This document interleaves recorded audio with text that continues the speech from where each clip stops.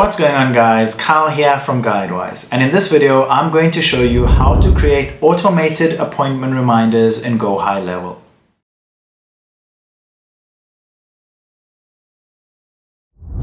In the left column, scroll down to Automation, then select Create Workflow, Start from Scratch. We are then going to add a new trigger and type in appointment and then select Customer Booked Appointment. You can then change these settings according to your needs and then save the trigger. Now we're going to add an action and you can choose an email or SMS. You then want to create your reminder email. Type in your email and any other necessary information and then hit Save Action. You can add multiple reminders if needed by just hitting the plus sign and adding another action. Once you have completed that, make sure to publish it and save it in the top right corner.